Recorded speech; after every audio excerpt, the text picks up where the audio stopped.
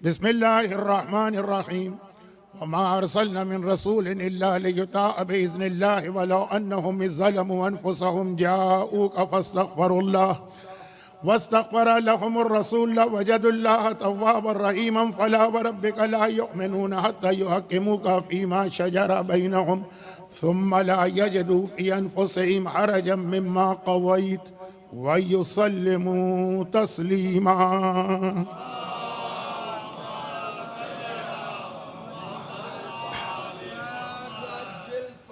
1448 ہجری 2026 کے ایام ازا کا یہ آخری عشرہ کہلاتا ہے.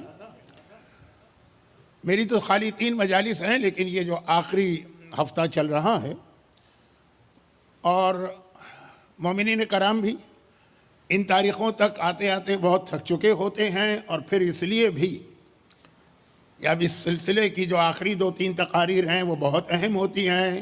اس امام معصوم کی شہادت کہ جس سے غیبت شروع ہوئی، اور پھر اس امام کی امامت کے جس کے حالات کا تذکرہ دن اور رات ہمیں کرنا چاہیے، اور میں تو ساری زندگی کرتا رہا ہوں.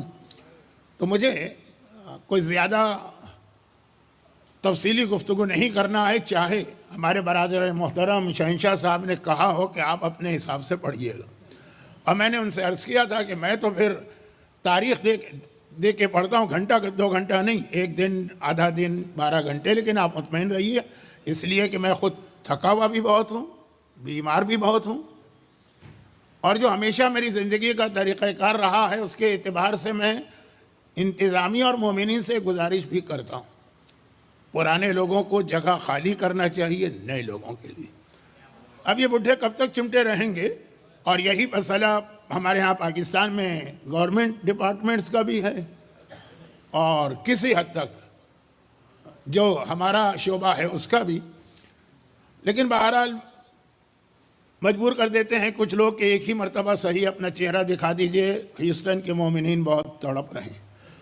میں ہیوسٹن میں پہلی دفعہ نہیں آیا ہوں، کئی دفعہ آ چکا ہوں، اور ذرا سا آج مجھے ایک اطمینان ہو رہا ہے.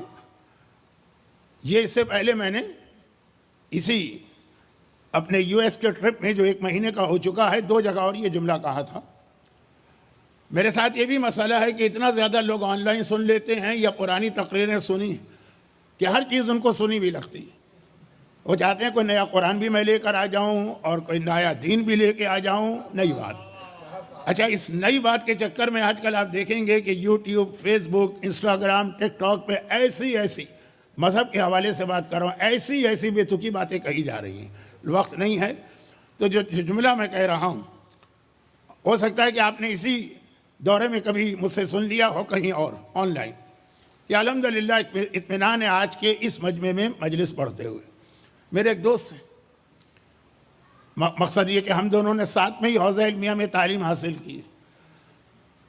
کراچی والوں کو یاد ہوگا کہ چند سال پہلے کراچی میں کچھ مجلسیں جن کروانے لگے تھے. جن کہیں سے نمودار ہو گئے تھے، اور وہ آتے تھے بعض مرثیہ خانوں کے پاس کہ آپ کا مرثیہ سننا، بعض علماء کے پاس کہ آپ کی مجلس سننا، بعض ماتم کرنے والوں کے پاس کہ آپ کا ماتم. تو میرے دوست انہوں نے مجھ سے کہا ایک مرتبہ کہ آقا دیکھیے، مجھے تو یہ فخر اور اعزاز حاصل ہے کہ میں جنوں میں مجلس پڑھ کے آیا ہوں. یہ کراچی کی بات ہے اور کوئی بہت پرانی بات نہیں. اچھا، یہ جملہ ایک بہت بڑا فتنہ ہے. مجلس نہیں، جن بہت بڑا ایک فتنہ. موقع ملا تو تھوڑا آگے چل کے بات کروں گا، یہ موضوع بنے گا. ابھی تو ذرا تھوڑا سا میں اپنا تعارف کرا رہا ہوں. تو میں نے ان سے کہا تھا اس وقت بھی، اور آج آپ سے بھی کہہ رہا ہوں کہ میں آپ سے بھی زیادہ بہتر میں مجمع میں مجلس پڑھتا ہوں. آپ جنوں میں پڑھتے، میں فرشتوں میں پڑھتا ہوں. اچھا نہیں، مثلا مومنین تو ہوتے ہی نہیں نا، تو مجھے بڑا اطمینان ہوتا ہے. لیکن کبھی کبھار کیا کروں، بعد میں آ جاتے ہیں مومنین جو فرشتوں سے زیادہ افضل ہیں. 2 گزارشات ہیں میری آپ سے آج کی مجلس کے آغاز میں. یہ شروع مجلس میں ہی گزارش کی جا سکتی ہے. نمبر 1 یہ کہ چلیں ٹھیک ہے، آج بھی آپ حضرات بیٹھے تھے، ذرا ممبر سے دور دور بیٹھا کریں. بعض وجوہات کی بنا پہ مجمع قریب ہو تو مجھے پسند نہیں. اور دوسرا یہ کہ جب مجلس شروع ہو جائے تو پھر میں اس احترام کا قائل نہیں ہوں کہ کوئی خطیب و ذاکر آیا تو مجمع مرثیے کے تسلسل میں خلل ڈال کے اس کے لیے کھڑا ہو جائے. الحمدللہ یہاں کا مجمع یہ چیزیں جانتا ہے. 28 सफ़र वफ़ात रसूल, 1 रबीउल अव्वल हिजरत रसूल, 12 रबीउल अव्वल मस्जिद क़ुबा की तामीर या क़ुबा में पैगंबर की आमद, 17 रबीउल अव्वल पैगंबर की विलादत। अब ये देखिए जो पूरे 20 दिन गुजर रहे हैं, ये सब ऐसे हैं कि जिसका बराह रास्त रसूल से ताल्लुक़ है। और सीरत रसूल पे तो मैंने बहुत सारी तकरीरें की। अजीब लगता है कि पैगंबर से मंसूब इतनी अहम तारीख़ें हों। पैगंबर की विलादत, इससे बड़ी कायनात की खुशी क्या होगी? पैगंबर का दुनिया से जाना, इससे बड़ा गम क्या होगा? क्योंकि अहले बैत के तमाम मसाइब और मज़ालिम का आगाज़ पैगंबर की वफ़ात से हुआ। और हिजरत, जब मौलाए मुत्तक़ियान से मशवरा लिया गया कि आप मशवरा दीजिए, तो मौला ने कहा हिजरत। इस्लामी दुनिया फैल चुकी है, अब ज़रूरत है कि मुसलमान अपना एक कैलेंडर बनाएं। कैलेंडर तो बना लेंगे, लेकिन इस कैलेंडर को स्टार्ट कहाँ से करें? किसी ने कहा विलादत रसूल, कहा नहीं, उस वक्त तो उनको कोई जानता ही नहीं था। किसी ने कहा कि ऐलान रिसालत, कहा कि तो सारी दुनिया मुखालिफ थी। किसी ने कहा वफ़ात रसूल, कहा वो तो चले गए। अली से पूछो कि अली से बेहतर कौन बता सकता है? तो मौला ने हिजरत को मेयार करार दिया कि हिजरत रसूल, सीरत रसूल का, तारीख़ इस्लाम का इतना अहम वाक़या कि इससे इस्लामी कैलेंडर शुरू होना चाहिए। आज 1448 हिजरा रबीउल अव्वल की पहली तारीख़ से था, शायद 4 रबीउल अव्वल यहाँ होगी। तो खैर खुलासा ये सारे अहम वाक़यात हैं। चुनांचे मैंने कुरान करीम की उस आयत की तिलावत की जो पैगंबर की फ़जीलत को एक अजीब अंदाज से बयान कर रही है। और ये आयत आपने बहुत बहुत बहुत बहुत सुनी भी है और शायद पढ़ी भी है। शायद का लफ्ज़ मैंने इसलिए इस्तेमाल किया कि मेरा एक अंदाज़ा है 28 सफ़र रसूल खुदा की वफ़ात है या शहादत। हर मोमिन दुनिया में कहीं भी हो, हर मोमिना दुनिया में कहीं भी हो, पैगंबर की ज़ियारत पढ़ती है, पढ़ना चाहिए। 17 रबीउल अव्वल अभी तारीख़ आने वाली, पैगंबर की विलादत, उस दिन जो भी आप तरीक़े से वो खुशी मनाए, पैगंबर की ज़ियारत। हर इमाम विलादत और शहादत पे उनकी ज़ियारत का हुक्म है ना। फिर लोग उम्रे पे भी आजकल बहुत जा रहे हैं। मक्के में जाके जो बहुत इबादतें हैं, मदीने की इबादत क्या, या मस्जिद नबवी की नमाज या रोज़ा रसूल पे जाके ज़ियारत। हज पे भी लोग जा रहे हैं, मदीना मुनव्वरा में ज़ियारत। तो अब साल में 2 मरतबा तो ज़ियारत हर एक पढ़ रहा होगा, विलादत शहादत। और उम्रे पे जाने वाला तो रोज़ाना अगर 8 दिन ठहर रहा है तो कम से कम 2 मरतबा पढ़ता, और इससे ज़्यादा भी। उस ज़ियारत का हिस्सा बनाया इस आयत को, जिसे आज की पहली मजलिस में मैंने सरनामा कलाम करार दिया। मेरा एक तरीक़ा ये भी है कि हर मजलिस में तकरीबन अलग अलग आयत तिलावत की जाती है। ये आज बहुत लंबी आयत हो गई क्योंकि पैगाम ही मुसलसल है। अभी मैं तर्जुमे पे आ रहा हूँ। तो चाहे आपने तवज्जो भी न दी हो कि जब आप रसूल खुदा की ज़ियारत 17 रबीउल अव्वल को पढ़ रहे हैं या 28 सफ़र को पढ़ रहे हैं, तो आप कुरान की कौन सी आयत की तिलावत कर रहे हैं? लेकिन ये ज़ियारत का हिस्सा, बल्कि ये कहूँ कि ज़ियारत ख़त्म इसी पे हो रही। आम तौर पे ज़ियारत ख़त्म होती है किस पर? अस्सलामु अलैकुम व रहमतुल्लाहि व बरकातुहू। लेकिन रसूल खुदा की ज़ियारत इस आयत पे ख़त्म होती। और आयत अपनी जगह मुकम्मल एक पैगाम है। अगर खाली तर्जमा ही कर दूँ तो इसके बाद मजलिस की ज़रूरत नहीं। क्या है आयत का तर्जमा, और क्यों मैंने कहा कि इसमें पैगंबर की ज़ात को एक अजीब तरीक़े से हमारे सामने पेश किया गया। पहले तो ये बताया कि रसूल इस दुनिया में आए क्यों। जर्नलिज़म में एक चीज़ पढ़ाई जाती है, मैंने भी बहुत पहले अपनी जवानी में कोशिश की थी, लेकिन वो मेरे बस की बात नहीं थी। क्योंकि जर्नलिज़म का मतलब होता है झूठ, पूरी बुनियादी झूठ के ऊपर है। तो उसमें एक मिसाल दी जाती है कि देखिए खबर किसे कहते हैं। ये नहीं जो आज हर आदमी ब्रेकिंग न्यूज़ लेके दौड़ पड़ता है, अभी पता भी नहीं चला कि वाक़या हुआ क्या है। कहीं बिल्डिंग के ऊपर से एक ईंट नीचे गिरी है और उन्होंने कहा कि बम का धमाका हो गया, पता नहीं कितने लोग ज़ख्मी हो गए।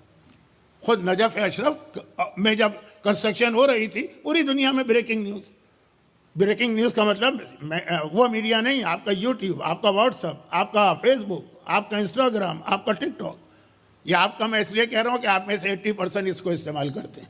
تو خیر جرنلزم میں بتایا جاتا ہے خبر وہ ہے جو سچی ہونی چاہیے اور خبر میں کوئی نئی بات ہونی چاہیے. اب مثال دیتے ہیں, ایک کتے نے 5 آدمیوں کو کاٹ لیا, کوئی خبر نہیں ہے, کتے کا کام ہی کاٹنا ہے. لیکن بعض اوقات تو 2 ٹانگوں والے کتے بھی کاٹتے ہیں. وہ چیز آگے مجلس میں آئے گی کیونکہ سیرت رسول کا بہت اہم حصہ ہے. خالی 4 ٹانگوں والے کتے نہیں, 2 ٹانگوں والے. یہ لفظ منبر کے خلاف ہے. سورہ اعراف کے اندر بلعم باعورا کو قرآن کریم نے کہا مثلہ کا مثل الکلب, اس کی مثال کتے جیسی ہے. یہ قرآن کا لفظ ہے. اور قرآن میں جب یہ لفظ آ گیا بغیر وضو کے آپ اس کتے کو نہیں چھو سکتے. مطلب کتے سے مطلب وہ لفظ جو قرآن کے اندر. اب بلعم باعورا کا واقعہ کتنا مشہور اور کتنا اہم ہے اور کتنا آج کے زمانے کے اعتبار سے ٹو دا پوائنٹ ہے. سورہ اعراف کی آیت. خیر خلاصہ یہ ہے کہ کتے نے کاٹ لیا, کوئی خبر ہے؟ ہاں اگر کبھی ایسا ہو کہ غصے میں آ کے کسی انسان نے کتے کو کاٹ لیا, یہ نیوز ہوتی ہے. اب یہ خبر کی تعریف جرنلزم میں یہاں سے پڑھائی جاتی ہے کہ جو ایک واقعاً کوئی نئی چیز ہو. پاکستان سے یا انڈیا سے کوئی آدمی امریکہ رہنے کے لیے آ گیا, کوئی خبر نہیں. ہر آدمی آنا چاہتا ہے. آج اگر اجازت دے دی جائے, کھول دیا جائے سارے بارڈر جیسے امریکہ میں تھے 100 سال پہلے, ہر آدمی نہ صحیح تو اکثریت آ جائے گی. ہر ایک آنا چاہتا ہے نا. اب آپ سے کیا کہوں, تو آپ کی اپنی کہانی. کوئی جائز طریقے سے, کوئی ناجائز طریقے سے, کوئی لیگل طریقے سے, کوئی فراڈ کر کے ہر ایک آنا چاہتا ہے. لیکن اگر کبھی آپ یہ سنیں کہ اچھا خاصا سیٹ آدمی جس کی بڑی اچھی زندگی یہاں گزر رہی, ایک دم اس نے سب کچھ بیچ باچ کے مکان بیچا, بزنس بیچا, سارا سامان اٹھایا اور واپس چلا گیا پاکستان کے کسی چھوٹے سے گاؤں میں, جہاں نہ پانی ہے, نہ بجلی ہے, نہ لا اینڈ آرڈر ہے, نہ کوئی سکون ہے, ہر اعتبار سے پریشانی. اس میں لوگ پوچھیں گے بھائی ہوا کیا تم پر ایسی مصیبت آن پڑی کہ تم وہاں گئے؟ وہاں سے آنے والے سے کوئی نہیں پوچھیں گے, بلکہ اس سے یہ پوچھیں گے کہ ہمیں بھی ذرا طریقہ بتا دو کہ ہم کیسے آ سکتے ہیں, ہے نا. لیکن یہاں سے کوئی چلا گیا, ہر ایک کے لیے ایک نئی چیز. تو زمین کا کوئی انسان عرش الہی پر پہنچ جائے یہ اس کی کامیابی. لیکن عرش پر رہنے والا نور اگر کبھی اس دنیا میں آ کے زندگی گزارے تو سوال یہ پیدا ہوتا ہے کہ آخر ہوا کیا تھا کہ عرش الہی کی بھی وہ منزل جہاں جبرائیل بھی نہیں جا پاتے. لو جاوزت انملۃ لاحترقت, وہ جو بیری کا ایک درخت لگا ہوا ہے, 2 درخت بیری کے بہت مشہور ہے نا. ایک کربلا میں آقا حسین کی قبر کے قریب جسے ہارون نے کٹوا کے پھینک دیا تھا, زیارت میں آپ سنتے ہیں. اور ایک آسمان پہ بیری کا وہ درخت جہاں جا کے جبرائیل بھی رک گیا تھا اور کہا تھا کہ اگر انگلی کی پہلی پور کے برابر بھی آگے بڑھا تو اللہ ترقتو, میرے بال پر جل کے رہ جائیں گے. رسول اس سے بھی آگے گئے تھے اور وہیں رہا کرتے تھے. نور رسول تو کب کریٹ ہوا ہے, کب ہوا, کتنے سال نہیں بتا سکتا کیونکہ اس وقت تک تو ٹائم بھی کریٹ نہیں ہوا تھا. سب سے پہلے نور رسول کریٹ ہوا, وہاں سے یہاں گئے. دنیا کو دنیا کہتے ہی اسی لیے ہے کہ عربی میں دنیا کے معنی پست, حقیر. اردو میں بھی اس سے ایک لفظ نکلا ادنا. تو کوئی اتنا ہی بڑا مسئلہ ہوتا ہے جب آدمی اچھی جگہ سے بری جگہ جاتا ہے. بری جگہ سے اچھی جگہ جائے یہ تو آدمی کی فطرت میں شامل ہے. غار میں رہنے والا اسکائی اسکریپر میں آیا اسی فطرت کی وجہ سے, لیکن اچھی سے بری جگہ آنے والا وہ قرآن نے بتایا اور ایک لفظ میں بتایا. کوئی لمبا چوڑا فلسفہ قرآن نے بیان نہیں کیا, ڈیٹیل میں نہیں گیا. ایک لفظ وما ارسلنا من رسول, ہم نے کسی بھی رسول کو نہیں بھیجا الا سوائے ایک کام کے لیے, یطاع, تاکہ لوگ اس کی اطاعت کریں. تمام 1,24,000 انبیاء کا مقصد یہ بیان کیا جا رہا ہے بس دنیا میں آئے صرف اس لیے کہ اطاعت کی جائے, آرگومنٹ نہ کیا جائے, بحث نہ کی جائے, ان کے حکم کے سامنے دلیلیں نہ لائی جائیں. یہ تو آیت کا آخر ہے. وہ گھوڑے والا واقعہ جو ہے وہ ذو الشہادتین کا, وہ اسی حوالے سے میں پڑھتا ہوں. ارادہ ہے پڑھنے کا لیکن لگ رہا ہے ٹائم نہیں ملے گا تو چلے چھوڑ دیجئے. آیت کا ترجمہ, یہ ترجمہ, ہم نے رسول کو نہیں بھیجا سوا ایک کام کے, صرف ایک کام ہے, تمہیں ان کی اطاعت کرنا. اگر تم اطاعت کر رہے ہو تو گویا رسول کے اس دنیا میں آنے کا مقصد پورا ہو رہا. اور اگر نام ان کا لے رہے ہو لیکن نافرمانی بھی انہیں کے کر رہے ہو, گویا رسول کے اس دنیا میں آنے کی ساری زحمتیں اور محنتیں تم اپنی حد تک اس کو خاک میں ملا رہے ہیں. یہ 17 ربیع الاول کو جو دنیا میں آئے اطاعت کرائیں. اس کے بعد خدا بندہ ہم نے اپنے آپ کو نہیں بنایا, تو نے بنایا. جب تو نے ہمیں بنایا تھا تو تو نے ہم کو بناتے وقت ہمارے اندر ہی گناہ کا جذبہ بھی رکھا. میں بھی مغربی دنیا کے ایک کونے میں رہتا ہوں, آپ بھی رہتے ہیں. آپ نے دیکھا ہوگا کہ بہت سارے بچوں کی عادت ہوتی ہے اگر ان کو گھر سے اچھا ماحول ملے کہ جب بھی وہ جائیں گے سپر مارکیٹ میں، گروسری اسٹور میں، کسی ایسی جگہ پہ، چاکلیٹ اٹھائی، انگریڈینٹ پڑھتے ہیں اس میں کوئی حرام چیز تو نہیں، بسکٹ اٹھایا، انگریڈینٹ پڑھتے ہیں اس میں کوئی حرام چیز تو نہیں، شرعی مسئلہ بھی بتا دیا جائے کہ پڑھنا واجب نہیں ہے، لیکن نہیں، بڑے تو پھر بھی کہیں گے چلے ٹھیک ہے، لیکن بچے جو ہیں جو واقعاً ذرا جن کو مذہبی تعلیم ملی ہے یا شعور ملا ہے اسلامی اویئرنیس ہے جن کے پاس، وہ انگریڈینٹ ضرور پڑھتے ہیں۔ کبھی اپنے انگریڈینٹ بھی پڑھیے۔ ہمارے انگریڈینٹ دو قسم کے، ایک وہ ہیں جو یہ ڈاکٹر اور سائنٹسٹ پڑھتے ہیں، پانی اتنا ہوگا اور فیٹ اتنا ہوگا اور کیلشیم اتنا ہوگا، پوٹیشیم اتنا ہوگا، ہم ڈھونڈتے ہی رہتے ہیں وہ ہے کہاں پہ، لیکن ایک انگریڈینٹ ہے جو اسلام نے بتایا ہے، اور وہ یہ ہے کہ تم میں ایک نیکی کی طاقت رکھی گئی ہے، ایک گناہ کی طاقت رکھی گئی ہے، یہ دونوں تمہارے اندر ہے، تمہارے انگریڈینٹ میں یہ دونوں چیزیں شامل ہیں۔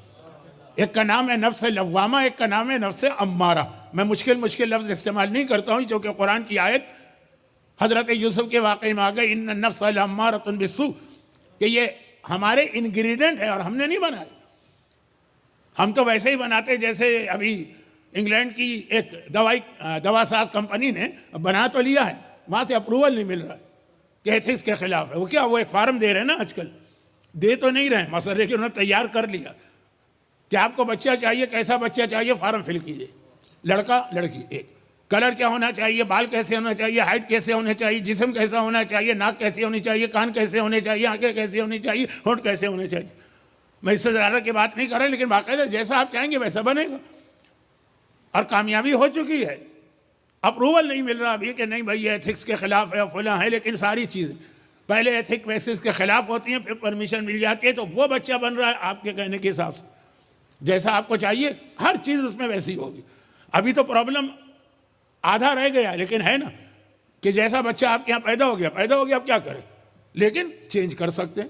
دنیا کی 5 بڑی انڈسٹریز میں سے ایک کاسمیٹک سرجری کی انڈسٹری، اب جو ناک مل گئی نہیں، اب تو ناک تبدیل کروائی جا رہی، جن علاقوں میں کھڑی ناک چلتی ہے وہاں پہ عورتیں وہ سرجری کرا رہی ہے، جہاں پہ چپٹی ناک چلتی ہے جیسے فارس، تو وہ اپنی ناکیں چپٹی کرا رہے ہیں۔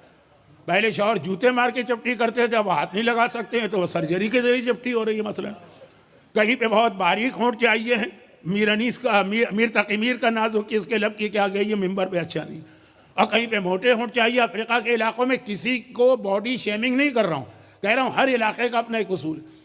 یہ کب ہے؟ جب بچہ پیدا ہو گیا، اس وقت اختیار نہیں تھا، اب آپ کو یہ اختیار بھی مل رہا ہے، تو خدا بندہ، لیکن جو تو نے ہمارے اندر انگریڈینٹ رکھے وہ ہمارے اختیار میں نہیں، تو نے ہی رکھا ہے اس کے اندر گناہ کی بھی صلاحیت و طاقت، تو نے کہا رسول آئے ہیں تاکہ تم اطاعت کرو، اور پھر ہمارے اندر وہ چیز رکھ دی کہ جس سے ہم رسول کی نافرمانی بھی کر سکتے ہیں، وہ چیز بھی رکھی جس سے رسول کی اطاعت بھی کر سکتے ہیں۔ اِنَّا هَدَيْنَاهُ السَّبِيلَ إِمَّا شَاكِرًا وَإِمَّا كَفُورًا۔ وقت کم ہے، باتیں تو ابھی تو ترجمہ آیت کے آدھے حصے کا بھی نہیں ہوا ہے، تو جلدی آگے بڑھوں گا۔ تو خدا نے کہا نہیں، اچھا یہ تو بات ہو گئی آپ کے اندر کی، کسی طرح لڑ جھگڑ کر اپنے آپ سے اپنے اندر کو کنٹرول کر بھی لے، تو باہر تو نے شیطان کو ہمارے پیچھے لگا دیا۔ نعوذ باللہ، توہین نہیں کر رہا ہوں، لیکن خداوندہ تو نے لگایا ہے۔ اگر تو شیطان کو اتنی لمبی عمر نہ دیتا تو وہ آدم کے زمانے میں مر کھپ جاتا، ہمارا زمانہ آنے تک تو وہ رہتا ہی نہیں۔ تو نے شیطان کو بیماری سے محفوظ رکھا، ہم بیمار ہوتے وہ ہمیشہ ہٹا کٹا صحت مند گھوم رہا۔ تو نے اس کا رزق کے مسئلے سے پریشان رکھا، ہمارے 24 میں سے 12 گھنٹے تو روزی کمانے میں خرچ ہو جاتے ہیں، اسے کوئی فکر ہی نہیں روزی۔ ہم اگر کہیں جانا چاہیں تو ہمیں مہینوں نہیں، دن نہیں، گھنٹے تو چاہیے، وہ تو آنن فانن میں 10 جگہ 50 جگہ پہنچ جاتا، اور شیطان 50 جگہ ایک وقت میں پہنچتا ہے، کسی کو اعتراض نہیں، امام اگر پہنچ جائیں تو سب کو اعتراض ہوتا ہے۔ تو خلاصہ یہ ہے کہ ایک تو ہم اپنے اندر سے لڑیں، اور پھر باہر سے شیطان بھی کھڑا ہوا ہے۔ تو اب آیت کا ترجمہ، اب خالی ترجمہ، وَمَا أَرْسَلْنَا مِن رَسُولٍ إِلَّا لِيُطَاعَ بِإِذْنِ اللَّهِ، ہم نے رسول کو صرف اس لیے بھیجا تاکہ لوگ اس کی اطاعت کریں۔ لیکن اگر گناہ ہو جائے، یہ جو چیزیں میں نے بتائیں، تو وَلَوْ أَنَّهُمْ إِذْ ظَلَمُوا أَنفُسَهُمْ جَاءُوكَ، اے حبیب تو اطاعت کروانے آیا ہے نا، تو اگر یہ لوگ گناہ کر لیں تیرے ہی پاس آ جائیں، جس کی مخالفت کی ہے، فَاسْتَغْفَرُوا اللَّهَ وَاسْتَغْفَرَ لَهُمُ الرَّسُولُ، اللہ سے بھی معافی مانگے، تو بھی ان کے حق میں دعا کرے، لَوَجَدُوا اللَّهَ تَوَّابًا رَحِيمًا، تو وہ دیکھیں گے اللہ کتنا رحیم ہے۔ کب؟ اللہ کب رحیم ہے؟ اللہ اس آیت میں بتا رہا ہے میں ہر ایک کے لیے رحیم نہیں ہوں، وَأَيْقَنْتُ أَنَّكَ أَرْحَمُ الرَّاحِمِينَ فِي مَوْضِعِ الْعَفْوِ وَالرَّحْمَةِ وَأَشَدُّ الْمُعَاقِبِينَ فِي مَوْضِعِ النِّكَالِ وَالنَّقِمَةِ۔ ماہ رمضان میں 30 دن آپ یہ دعا پڑھتے ہیں، دعا افتتاح کا پہلا جملہ، خدا بندہ مجھے پتہ ہے جو رحمت کی جگہ ہے تو اس سے بڑا رحمت والا کوئی نہیں، لیکن جو پکڑ کی جگہ ہے، عذاب کی جگہ ہے تو اس سے زیادہ سخت عذاب دینے والا بھی کوئی نہیں۔ تو اب یہ ہے کہ 2 شرطیں بتائی، رسول کے پاس جانا پڑے گا، لیکن رسول کے پاس تو بہت سے ایسے ہی پہنچ گئے کہ ہیں ساتھ ساتھ، تو خالی جانا کافی نہیں ہے، اتنا رسول کو خوش کرنا ہے کہ وہ تمہارے حق میں دعا کرے، تب تم دیکھو گے کہ اللہ رحیم۔ ہم نے آدھا لفظ پکڑ لیا ہے کہ اللہ رحیم۔ آپ شراب کیوں پیتے ہیں؟ کیونکہ اللہ رحیم۔ آپ نماز کیوں قضا کرتے ہیں؟ اللہ رحیم۔ آپ حرام کیوں کھاتے ہیں؟ کیونکہ اللہ رحیم۔ آپ غیبتیں کیوں کرتے ہیں؟ اللہ رحیم۔ آپ مومنین کو آپس میں لڑاتے کیوں ہیں؟ کیونکہ اللہ رحیم۔ آپ معاشرے کے اندر فساد کیوں برپا کرتے ہیں؟ اللہ رحیم۔ آپ گھر سے بے حجاب کیوں باہر نکلی؟ کیونکہ اللہ رحیم۔ آپ یہ برتھ ڈے پارٹی کے اندر ڈانس اور میوزک اور مکس گیدرنگ کیوں کر رہے ہیں؟ کیونکہ اللہ رحیم۔ عجیب رحمت کا کنسپٹ دے دیا لوگوں نے۔ کیوں؟ قرآن میں 114 جگہ تو بسم اللہ آ گئی، بسم اللہ الرحمن الرحیم، یا اللہ رحیم ہے۔ جواب ملتا ہے کہ جی نہ کسی عالم کے ہاتھ میں ہے، نہ کسی مجتہد کے ہاتھ میں ہے، نہ کسی مرجع کے ہاتھ میں ہے، قیامت کا حساب کتاب اللہ کرے گا، یہ لوگ کوئی تھوڑی کریں گے جو آ کے ہمیں ڈانٹتے ہیں، وہ رحیم ہے، سب کو معاف کر دے۔ اچھا، تاریخ اسلام میں یہ نعرہ سب سے زیادہ شدت کے ساتھ کس نے بلند کیا؟ میں مومن کو اس سے کمپیئر نہیں کر رہا ہوں، لیکن بتا رہا ہوں کہ دیکھیے اسی راستے پہ چلتے چلتے پھر آدمی کہاں تک پہنچ جاتا ہے۔ اگر آپ کہیں جا رہے ہیں اور غلط راستے پہ آپ نے 2 قدم بڑھائے، وہیں روک دیا جائے گا، بھئی تم غلط جگہ آ گئے، یہ غلط ایگزٹ لیا ہے، یا لینے والے ہو سمجھ جاؤ، کیونکہ چلے گئے تو پھر وہ رکو گے نہیں آخر تک۔ سب سے پہلے نعرہ کس نے لگایا یہ، اور کس موقع پہ لگایا؟ اگر میں کہوں گا تو شاید آپ توہین بھی محسوس کریں۔ عمر سعد نے۔ اور کب لگایا نعرہ؟ جب ابن زیاد نے کہا تجھے کربلا کی فوجوں کا سالار بنا کے بھیج رہا ہوں تاکہ حسین کا قتل کر۔ اچھا، یہ رپورٹ کیسے مل رہی ہے؟ عمر سعد کی اپنی بیوی بتا رہی ہے۔ وہ کیوں بتا رہی ہے؟ کیونکہ وہ مختار کی بہن ہے۔ جب مختار کو حکومت مل رہی ہے تو مختار کو اس کی بہن اپنے شوہر کی کیفیت بتا رہی کہ میں نے دیکھا کہ وہ ساری رات ٹہل رہا ہے بے چینی اور بے قراری میں، پریشانی میں۔ کس رات؟ جس صبح کو پہلے اس نے بلایا تھا نا عمر سعد کو ابن زیاد نے، دربار میں کہا تھا کہ تجھے ایک کام کرنا ہے، منع کر دیا، میں قتل حسین میں حصہ لوں، ناممکن۔ بہرحال کہنے کو تو ایک صحابی کا بیٹا ہے نا، عمر ابن سعد ابن ابی وقاص، یہ الگ بات ہے۔ جا کے دیکھیے ہاشم مرقال اسی کا چچا ہے، وہ کتنا بڑا محب علی تھا، لیکن باتیں کہاں سے کہاں چلی جائیں گی۔ اصل موضوع تو چھوڑیں، ترجمہ بھی نہیں ہوا آیت کا، کب ہوگا یہ ترجمہ؟ وقت ہی نہیں۔ لیکن مختار کی بیوی کہتی ہے کہ میں نے دیکھا، دربار میں گیا، واپس آیا بہت پریشان، یہ کیا ابن زیاد نے مجھ سے کہا میں قتل حسین میں حصہ لوں، گناہ کبیرہ، وہ بھی جانتا ہے۔ چنانچہ تھوڑی دیر کے بعد جب رات کا اندھیرا چھا گیا تو اشرفیوں کی بوریاں بھی آئیں اور رائے کی حکومت کا وعدہ بھی آیا۔ اب پریشان، کیا وہ غالب کا مصرع ہے نا کہ امام مجھے کھینچے ہے تو امام مجھے روکے ہے تو کھینچے ہے مجھے کفر۔ ساری رات بے چینی سے ٹہل رہا، جو بھی اس زمانے کا طریقہ ہوگا۔ ہمارا طریقہ ہے کہ جب لوگ اسموکنگ کرتے سگریٹ پی کے ٹہلتے تھے، جب چائے کافی پیتے ہیں کافی پی کے ٹہلتے ہیں، کہ جب کوئی بڑے مسئلے میں ڈیسیجن لینا ہو، اور پھر صبح اس نے ڈیسیجن لے لیا کہ مجھے کیا کرنا ہے، اور کیا کہہ کے ڈیسیجن لیا، اس کے 6 شعر ہیں مختار نامے میں، ہر جگہ آپ کو مل جائیں گے، میں بھی پڑھ چکا ہوں پورا مختار نامہ 30 تقاریر میں۔ عمر سعد کے ان اشعار پر ہی میری آدھے گھنٹے کی تقریر تھی، خالی اشعار پر واقع ہے تو پورا گھنٹے کا ہے۔ شعر یہ کہتا ہے مجھے پتا ہے کہ قتل حسین سے بڑا اس کائنات کا کوئی جرم نہیں، خود کہہ رہا ہے، لیکن دوسری جانب یہ رائے کی حکومت بھی میری آنکھوں کی ٹھنڈک ہے۔ مجھے پتا ہے کہ اگر قتل حسین کروں تو ہمیشہ کا عذاب خدا و جہنم، لیکن اس کے بدلے میں مجھے ایسی آفر کی گئی ہے اور اتنا بڑا عہدہ۔ کیا کہتا ہے آخر میں؟ کیا کہتا ہے؟ میں نے سنا ہے کہ خدا نے گناہگاروں کے لیے جہنم کی آگ، ہتکڑی اور بیڑی تیار کی ہے۔ وہ کہتا ہے مجھے سنا۔ مومن بھی کہتے ہیں مولانا ہمیں نہ سنائیے، سانپ بچھو آگ عذاب قبر میں سناؤں گا، آج نہیں سناؤں گا، کل سناؤں گا، اس لیے کہ آج تو آپ حضرات آگے دھوکے میں دھوکے میں نہیں سنانا ہے، کل سناؤں گا اور کھل کے سناؤں گا تاکہ جو آئے تو سوچ سمجھ کے آئے۔ تو خلاصہ یہ کہتا ہے کہ مجھے پتا ہے یہ سب ہے، لیکن مجھے یہ بھی پتا ہے کہ اللہ کی رحمت سب سے بڑی ہے، قتل حسین بھی کر لوں وہ اتنا ارحم الراحمین ہے کہ میرا گناہ معاف کر دے۔ دیکھیے یہ رحمت جو ہے نا، جو ہم نے اپنی ایک نماز قضا کرنے کے لیے ایک دلیل، ایک ایکسکیوز پیش کیا، جو ہماری ایک عورت نے اپنا حجاب اتارنے کے لیے ایکسکیوز پیش کیا، جو ہمارے ایک نوجوان نے میوزک کنسرٹ میں جانے کے لیے ایکسکیوز پیش کیا، یہ بڑھتے بڑھتے بڑھتے بڑھتے مسئلے کو لے گیا کہ قتل حسین میں بھی حصہ لے لے تو وہ ارحم الراحمین ہے نا، اس کی رحمت سب سے بڑی ہے۔ مومن وہاں تک نہیں جائے گا، لیکن جس راستے میں قدم رکھا ہے بڑا خطرناک راستہ۔ اب جسمانی بیماریاں بہت ساری ایسی کہ ارلی اسٹیج پر شاید پیناڈول کی ایک گولی سے آپ کی بیماری ختم ہو جائے، لیکن اگر آپ نہیں روکے اور اسی بے احتیاطی میں رہے تو آخر میں جا کے شاید انسان یا سرجری ہو یا مرنا پڑتا ہے۔ خیر میں کہیں سے کہیں چلا گیا تو قرآن کہہ رہا ہے گھبراؤ نہیں، اگر ان کے پاس آئے اور ان کے ذریعے دعا کروائی تب تم دیکھو گے کہ اللہ رحیم، یعنی اگر ان کے پاس نہیں آئے یا آ تو گئے ان کو راضی نہیں کیا تو اللہ کی رحمت کا تمہارے لیے کوئی حصہ نہیں ہے۔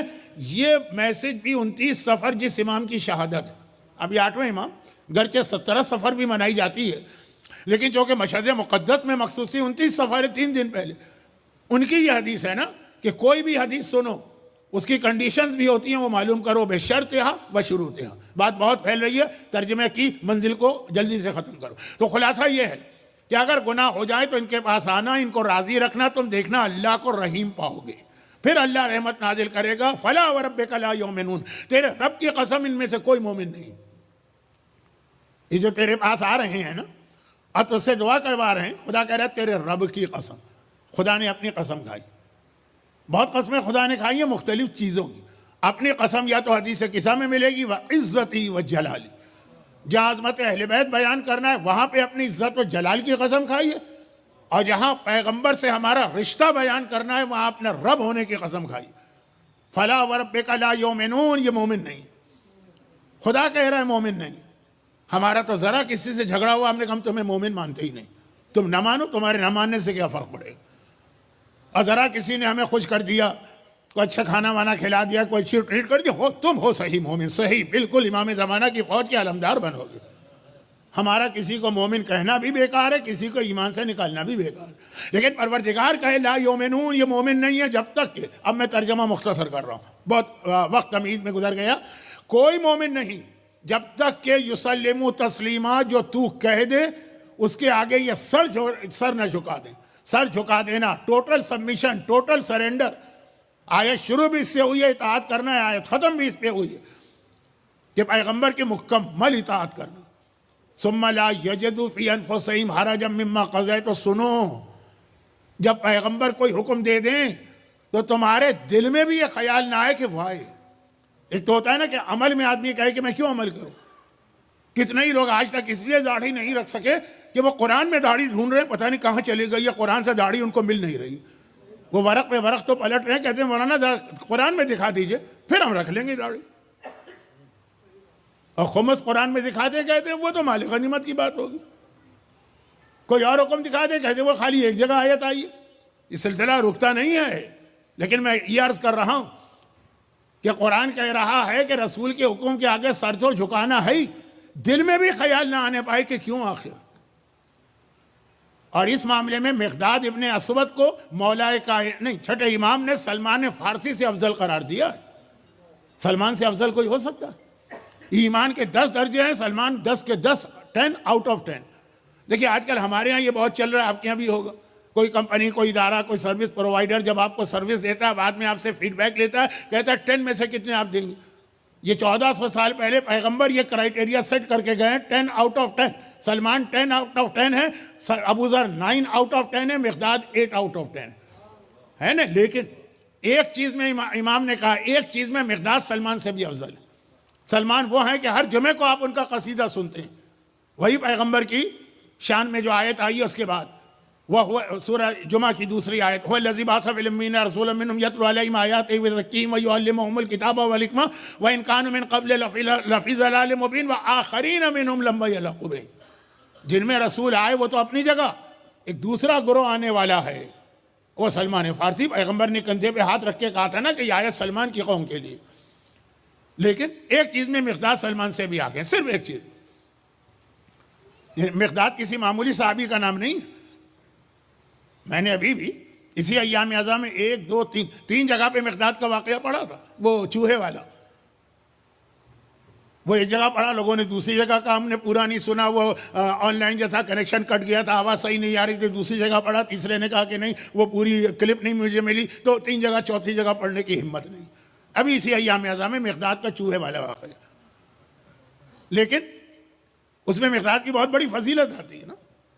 جب مقداد سے عبد الرحمن ابن عوف نے کہا تھا مقداد تمہاری اتنی ایج ہو گئی شادی کیوں نہیں کرتے؟ مقداد نے کہا کر دو شادی اپنی بیٹی سے۔ حق بقولہ ہوگا، یہ ہمارے خاندانوں کا رواج نہیں ہے، ہمارے ہاں صرف اپنے ہم قوم اور ہم قبیلے سے شادی ہوتی ہے۔ لکھنؤ والے کی شادی لکھنؤ میں، امروہے والے کی شادی امروہے میں، حیدرآباد والے کی شادی حیدرآباد میں، خوجے کی شادی خوجے میں، پنجابی کی شادی پنجابی میں، ہمارے صرف ہم قوم میں ہوتی ہے۔ تمہاری ہمت کیسے ہوئی کہ تم نے یہ بات کہہ دی؟ تقریباً روتے ہوئے، ویسے تھے بڑے حوصلے والے، رونا تو نہیں لیکن چہرہ تو بدل جائے گا نا۔ یا رسول اللہ، پیغمبر نے خود ہی پوچھا مقداد تمہارا چہرہ بدلا ہوا ہے، کیا بات؟ کہا ابھی اس نے مجھ سے کہا، میں نے کہا کر دو شادی، تو وہ تو الٹا میرے اوپر چڑھ دوڑا، ایسی میری توہین کر دی۔ پیغمبر نے کہا مقداد تمہارا رتبہ اس سے بہت بلند ہے، دل چھوٹا نہ کرو، میں اپنی بہن کی شادی کرتا ہوں۔ پیغمبر کی سگی بہن تو کوئی تھی نہیں، فرسٹ کزن تھی، ان کی شادی کی۔ اچھا آگے بڑھائیں، کس لیے بڑھائیں؟ اب یہ کہہ رہے ہیں آگے بڑھائیے، مجھے تو کوئی ضرورت نہیں، لیکن چلیں آ جائیے، تھوڑا ضرورت مجھے محسوس نہیں ہو رہی ہے، لیکن خیر انتظامیہ کی خواہش ہے، تھوڑا آگے بڑھ دیں۔ میرا شروع کا اعلان کاٹ دیجیے، شروع کے دونوں اعلان کاٹ دیجیے۔ آج فرشتے تو چلے گئے، نہیں ہوں گے وہ کہیں، لیکن مومن بھی آ گئے، بہت کثیر تعداد میں آ گئے۔ تو خلاصہ یہ کہ مقداد پیغمبر کو ان کے دل کا اتنا خیال تھا کہ اس نے کہا میں اپنی بیٹی کی شادی کیوں کروں، میرا ایک خاندان۔ پیغمبر نے کہا مجھ سے بہتر خاندان کائنات میں کس کا ہوگا، میں اپنی بہن کی شادی کرتا ہوں۔ یہ مقداد ایک چیز میں سلمان سے آگے۔ ان کا دوسرا جملہ زیادہ اہم ہے، دوسرا واقعہ، میں مقداد کے حالات نہیں پڑھ رہا ہوں لیکن دوسرا واقعہ میرے اصل موضوع سے متعلق ہے، لیکن اب یہاں تک بات آئی ہے تو بتا دوں کہ کس چیز میں یہ تاریخ ہے 28 سفر کی میں نے فضیلت کیا میں نے بتائی، صرف میں نے اپنی مجلس کا عنوان آپ کو بتایا کہ اگر رسول کے بہت واقعات آئیں گے ان 3 مجالس میں، 3 کا تو 2.5 بچی، تو 28 سفر ہے رسول کی، پہلی ربیع الاول تاریخ رسول کی، 12 ربیع الاول تاریخ رسول کی، 17 ربیع الاول تاریخ رسول کی، مگر یہی وہ تاریخ ہے جس میں شہزادی کونین پہ وہ سارے مظالم بھی ڈھائے گئے، پسلیاں ٹوٹی تو انہی تاریخوں میں، کوڑا پڑا تو انہی تاریخوں میں، دروازہ جلا تو انہی تاریخوں میں، محسن شہید ہوئے انہی تاریخوں میں، یہی تاریخیں تھی نا 28 سفر کے بعد کا پہلا ہفتہ۔ تو شہزادی کے حوالے سے یہ چونکہ جملہ تھا اس لیے میں نے آپ کو یہ یاد دلائے۔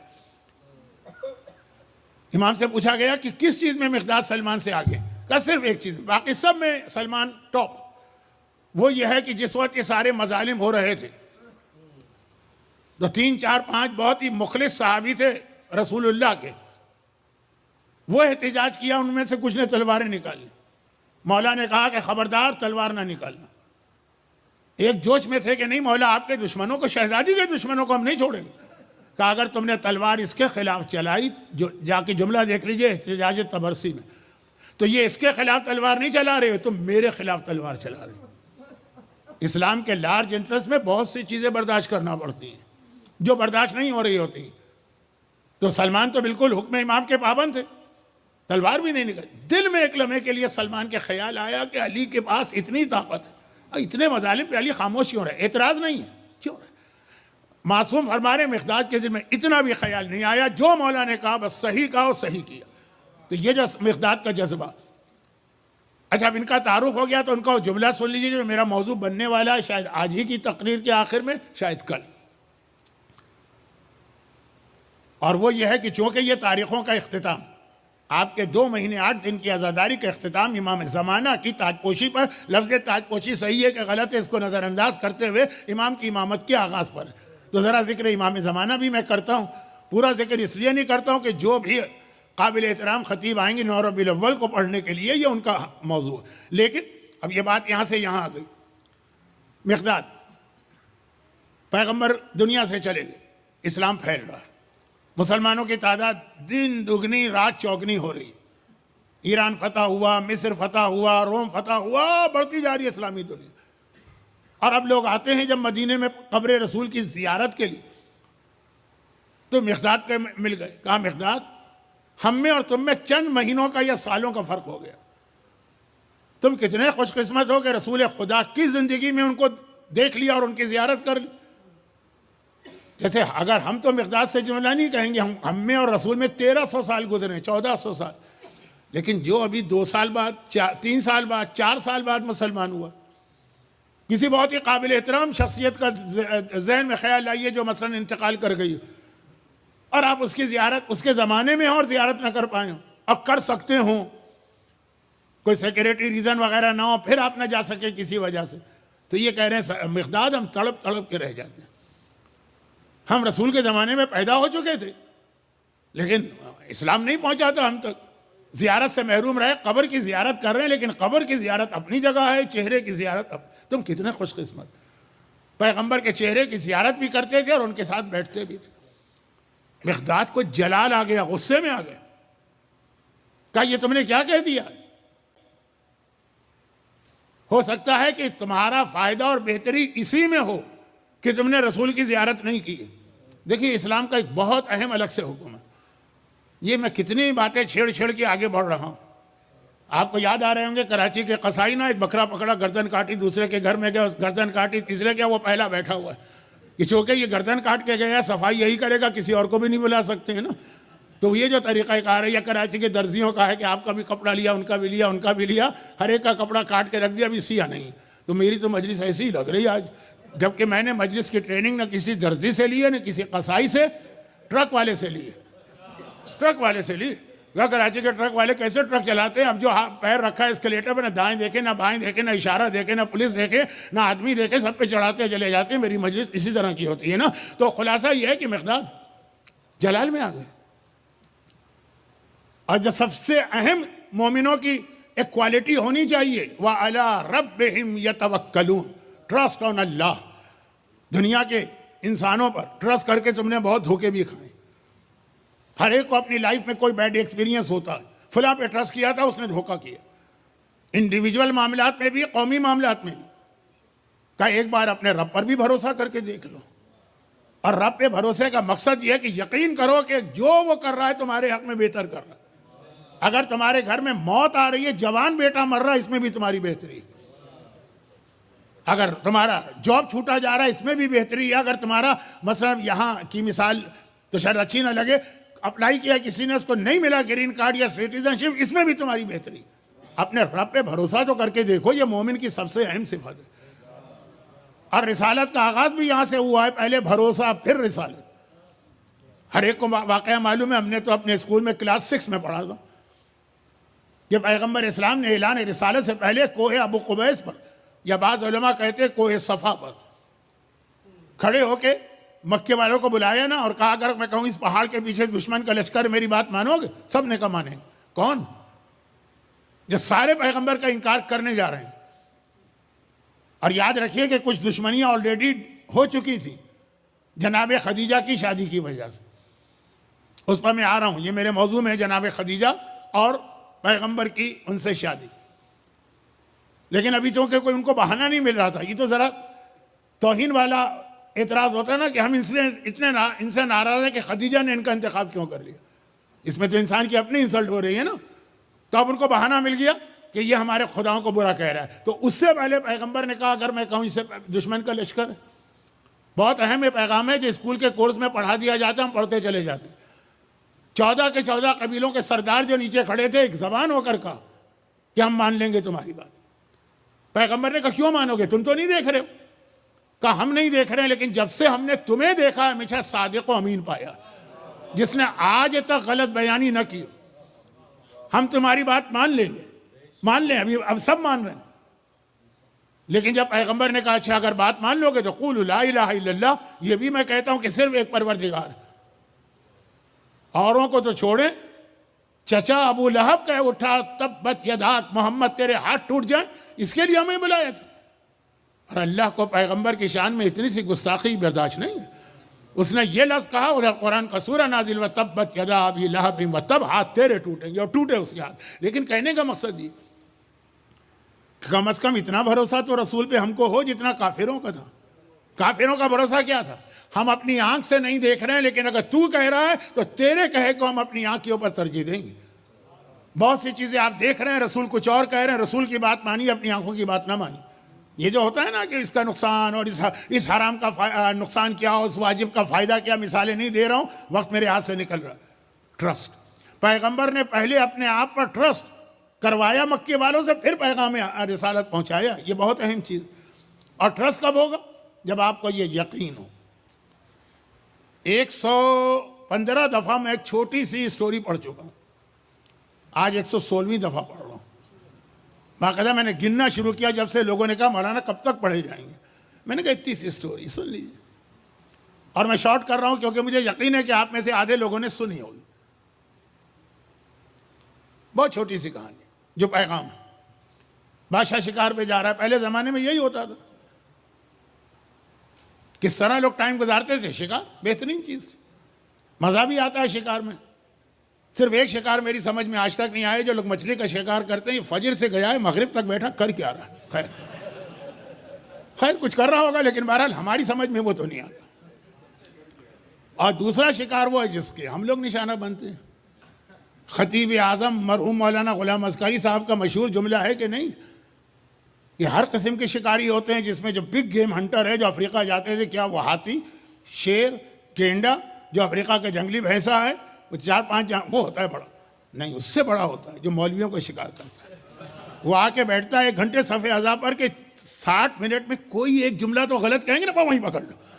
وہ جب 59 منٹ صحیح کہا، وہ نہیں اس کے لیے بیٹھے ہی نہیں ہے وہ. تو خیر، تو یہ شکار جا رہا ہے، پورے اہتمام کے ساتھ جاتے ہیں. اچھا، کئی واقعات بھی ہمارے پاس ہیں، عزاداری کے واقعات ہیں. متوکل شکار پہ گیا اور اس نے جنگل میں دیکھا کہ چاند رات تھی محرم کی، تو عورتیں بیٹھی ہوئی ماتم کر رہی. شہر میں تو پابندی لگائی تھی نا اس نے، ماتم پر بھی زیارت پر بھی. تو خیر بہت واقعات ہیں. بلکہ شاید کڑھارے کی کہانی میں بھی شاید کوئی شکار کا واقعہ ہے. وہ سر تربوز بن گیا، تربوز سر بن گیا، پتہ نہیں کیا ہے، مجھے نہیں پتا. لیکن شکار جا رہا ہے. اب شکار پہ جب جاتے ہیں تو انسان اپنے جو ہتھیار ہے وہ دیکھتا ہے نا. چھری لے کے جانا ہے، اس لیے کہ جانور اگر اس وقت آپ پہنچے زندہ ہے تو اس کو ذبح کرنا ضروری ہوگا. دھار تیز ہے کہ نہیں ہے. ہم تو ہر سال حج میں دیکھتے ہیں جب ہم لوگ خود اپنے ہاتھ سے قربانی کرتے ہیں، چھریاں تیز کر کے لے جاتے ہیں. وہ دیکھ رہا ہے، اتفاق سے ایک چھری اس کی انگلی پہ پڑی اور انگلی کٹ گئی. وزیر سامنے بیٹھے، ایک وزیر کی زبان سے نکلا کہ الحمدللہ، شکر خدا کا. ہیں، میری انگلی کٹ گئی، تم کہہ رہے شکر خدا کا؟ بادشاہوں کا مزاج تو آپ کو پتا ہے نا، کیونکہ آج کل یہ مزاج ہر مومن کا ہو گیا. اتنی سی بات بھی کوئی مومن اپنے لیے برداشت نہیں کرے گا. امر بالمعروف نہی عن المنکر تو گالی بن کے رہ گیا ہے آج کے معاشرے میں. آپ نے ہماری توہین کر دی، آپ نے ہماری انسلٹ کر دی. یہ بھی موضوع ہے کیونکہ چوتھے امام کی کربلا سے آنے کے بعد اہم ترین حدیث میں یہ پیغام دیا. فی الحال اعلان کر رہا ہوں، اب دیکھیں اللہ خدا معلوم 3 دن میں کیا کروں اور کیا نہ کروں. انگلی کٹ گئی، اس کی زبان سے نکلا شکر ہے خدا کا، الحمدللہ. اور بادشاہ تو پھر بادشاہ ہے نا. تیاری ہو چکی تھی، سب سارے سپاہی وغیرہ تیار تھے. شکار میں ٹائم کی اہمیت بہت ہوتی ہے. صبح سویرے نکلنا ہوتا ہے کیونکہ جنگل کے جانور فجر کے وقت آتے ہیں.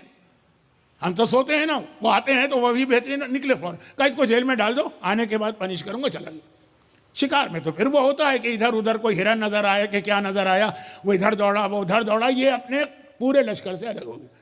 علامہ ہلی زیارت کربلا کا ثواب 90 حج ہے، وہ واقعہ نہیں پڑھ رہا، لیکن وہ کافی ملتا جلتا ہے شروع میں، کیونکہ ہر شکار میں ہوتا تھا. اب جب الگ ہو گیا تو اتفاق سے ایسی جگہ جا نکلا جہاں جنگلی قبیلہ رہتا، جس کا کام ہی یہ ہے کہ اپنے بتوں پر انسان کو قربان کرتے ہیں. وہ ڈیٹ ان کی آئی ہوئی تھی، وہ کسی انسان کو ڈھونڈتے پھر رہے تھے، یہ مل گیا. جنگلی ہیں اور اکیلا ہے، انہیں کیا پرواہ، کون کیا پکڑ کے لے چلے. بڑے جلدی ہم کو مل گیا آج اپنے دیوتا پر یا بت پر قربانی کرنے کا. ابو ذر غفاری اسلام کے قریب آئے اسی وجہ سے تھے.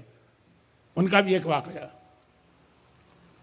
مجلس کم پڑھ رہا ہوں، کچھ اعلانات زیادہ کر رہا ہوں، تو چلے بات آگے بڑھے. لے گئے، لے جانے کے بعد اب اس کو قربان کرنا ہے تو اس کو بتوں کے پیروں پہ اس کو لٹایا. کسی کی نگاہ پڑ گئی، ارے ارے ارے کیا کر رہے ہو، اس کی تو قربانی نہیں ہو سکتی، اس کی انگلی کٹی ہوئی ہے، تو ناقص ہے. کراچی میں یہی ہوتا ہے نا، جب ہم قربانی کا جانور خریدتے ہیں، سینگ ہے، آنکھ ہے، کان ہے، دانت ہے، لنگڑا ہے، لولا ہے، گنگا ہے، چل سکتا ہے نہیں چل سکتا، کتنا چیک کرتے ہیں. اتنا تو ہم شادی کے وقت بیویوں کو چیک نہیں کرتے، بیویاں شوہروں کو چیک نہیں کرتی. وہ شادی ہو جاتی ہے پھر پچھتاتے ہیں کہ ارے ہم کہاں جا کے پھنس گئے. لیکن خلاصہ یہ کہ بکرا آپ میں سے ہر ایک نے بچپنے میں وہاں تو جو کراچی سے آئے ہیں وہاں تو بکرا خریدا ہوگا. تو یہ تو دنیا کی ہر قوم میں ناقص کی قربانی نہیں. یار چھوڑو اسے کیا فائدہ, یہ تو قربانی قبول ہی نہیں ہوگی, دوسرا کوئی لانا پڑے گا, چھوڑ دیے. اب وہ گیا تو اپنے ساتھی مل گئے, واپس محل پہنچتے پہلا کام کیا کیا ہوگا, اس وزیر کو جیل سے نکلوایا اور کہا اس وقت میری سمجھ میں نہیں آیا تھا, میری انگلی کٹی اور تو شکر خدا کر رہا, آج پتہ چلا تو نے بالکل ٹھیک تھینک یو کہا تھا, اس کٹی ہوئی انگلی نے میری زندگی بچا لی ہے. لیکن ایک بات بتا, یہ تھینک یو جو تو نے کہا اللہ کا صرف میرے لیے ہے کہ اپنے لیے بھی, کہ تیرے اوپر کوئی مصیبت آئے تب بھی تو تھینک یو کہے گا؟ کہا میں کہوں گا. تو کہا جو تو جیل میں چلا گیا بلا وجہ بغیر کسی وجہ کے, تجھے کیا فائدہ ہوا؟ کہا کہ وزیر تو ہمیشہ بادشاہ کے ساتھ چمٹا رہتا, آپ پکڑے جاتے میں پکڑا جاتا, آپ کی انگلی کٹی آپ کو چھوڑ دیا جاتا, میں صحیح سالم ہوں میرے گردن پہ چھری چلا دی جاتا. آپ کی کٹی انگلی نے آپ کو بچایا, میری جیل نے مجھے بتایا. اللہ پر اتنا بھروسہ رکھو, وَعَلَىٰ رَبِّهِمْ يَتَوَكَّلُونَ, ٹرسٹ آن اللہ کر کے تو دیکھو کبھی. ہر فراڈی, ہر چیٹر, ہر اسکیمر, ہر اسپین والے کے پیچھے چلے جاتے ہو, کبھی اللہ کے پیچھے بھی جاؤ کہ جو اللہ کر رہا ہے ہمارے حق میں بہتر ہی کر رہا ہے. آج اگر ہمیں نقصان بھی ہو رہا ہے تو آگے چل کے اس میں کوئی نہ کوئی فائدہ. مقداد نے یہی پیغام امام زمانہ کے حوالے سے دیا. اب امام کے حوالے سے ہمارے یہاں اس وقت دو باتیں پائی جاتی ہیں. پہلی بات تو یہ پائی جاتی ہے کہ بس امام آ جائیں, فوراً آ جائیں. کیوں نہیں آ رہے ہیں؟ ہم وہ خود قسمت مومن کیوں نہ بنے جو امام زمانہ کی فوج میں ابھی شامل ہوں. ابھی کی بات. کچھ لوگ اتنے بے چین و بیتاب ہیں, میں اپنے ساتھیوں کی بات کر رہا ہوں جو مجلسیں پڑھتے ہیں, میں ان سے کہتا بھی ہوں کہ یہ میرے حساب سے آپ قوم کو مس گائیڈ کر رہے ہیں. اب میری عمر ایسی ہو گئی نا کہ لوگ سن لیتے ہیں چاہے ریئیکشن شو کریں کہ نہ کریں, کہ یہ جو آپ ایک تصویر پیش کر رہے ہیں کہ بس اتنی نشانیاں پوری ہو گئی ہیں, حالات ایسے ہو گئے ہیں, فلاں جگہ یہ ہو رہا ہے, فلاں جگہ وہ ہو رہا ہے, فلاں یہ دنیا سے گیا, فلاں یہ شہادت ہو گئی, تو یہ سب روایتوں میں بس امام آنے والے. کچھ لوگ کہتے ہیں ہمیں امام کی خوشبو بھی آ رہی ہے, بہت تیز ان کی ناک ہے. کچھ لوگ کہتے ہیں کہ بس آ گئے, ہم کو قدموں کی آواز آ رہی ہے, جملے میں نے سنے. بلکہ کچھ کہتے ہیں آ چکے ہیں, ابھی ہمارے شہر میں نہیں پہنچے. یہ جو ہے نا, یہ خود روایتوں میں آیا ہے. آخری زمانے میں یہ لوگوں کو گمراہ کرنے کا ذریعہ بنے گا, کیونکہ یہ بنے گا شیر آیا والا. ہر 10 سال کے بعد کوئی واقعہ ہوگا, لوگ کہیں گے خوشبو آ رہی, پیروں کی آواز آ رہی, ظہور ہو رہا ہے. حالات بدل گئے, پھر نارمل ہو گئی بات. پھر 10 سال بعد کوئی واقعہ, پھر امام کی خوشبو آ رہی, امام کے قدموں کی چاپ آ رہی. پھر 3 4 5 دفعہ ہوگا نا, تو پھر وہ جو واقعہ شیر آیا جب آ بھی جائیں گے, لوگ کہیں گے پتہ نہیں یہ بھی صحیح ہے کہ نہیں.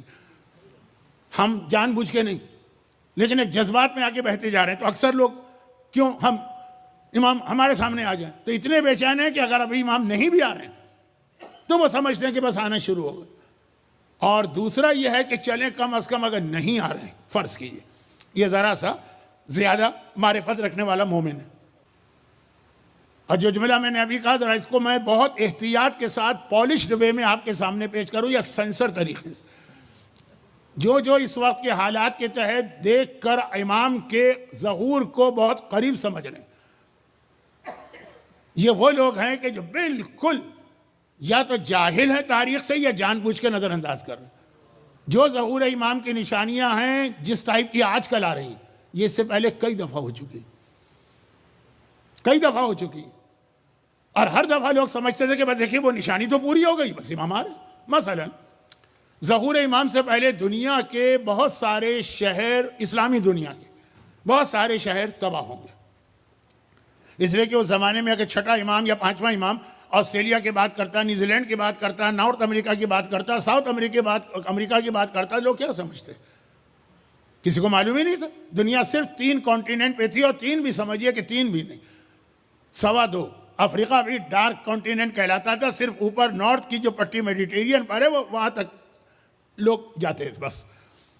اس میں اگر بتایا جائے آسٹریلیا میں, اس میں کیا آپ کو یقین آئے گا ہمارا ممبر کبھی کبھار کہاں چلا جاتا ہے؟ میں مثال دوں جو میں نے خود سنا.